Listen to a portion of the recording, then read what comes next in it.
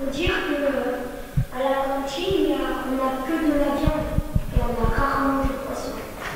Le conseil municipal 2010-2011 vient de clore ses travaux. Réflexions et propositions ont été faites. C'est un projet mis en œuvre par l'adjoint à la mairie qui s'intègre dans ce que la municipalité fait aux côtés de l'éducation nationale. Ce que j'ai souhaité, c'est que les travaux du conseil municipal d'enfants soient orientés vers du concret, qu'il puisse y avoir des contributions authentiques avec la vision de l'enfant dans l'école et en dehors de l'école. C'est la raison pour laquelle, en particulier, depuis cette année, nous les avons mis en présence des conseils consultatifs de quartier, des regroupements d'associations et de comités de quartier. On a commencé sur le quartier Croix d'Argent et sur le quartier Mosson.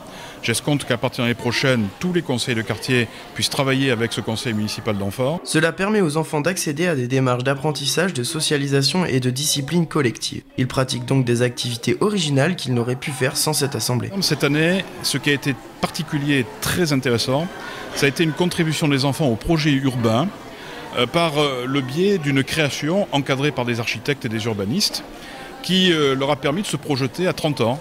Alors ce n'est pas du concret pour demain matin 8 heures, mais c'est une vision un peu décalée de la société et des évolutions urbanistiques de la ville dont les urbanistes et les architectes vont s'inspirer aussi par le biais de schémas, de dessins et de cartes qu'ont réalisé les élus du conseil municipal d'enfants cette année. Ces enfants en cours moyen de 2e année ont été élus par leurs camarades et représentent 20 établissements.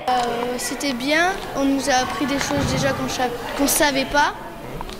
Et aussi on a proposé toutes les questions qu'on pouvait sur certains sujets et qui ont pu nous aider pour d'autres choses. C'est bien parce que là il y avait presque tous les gens qu'on a rencontrés tout au long de l'année.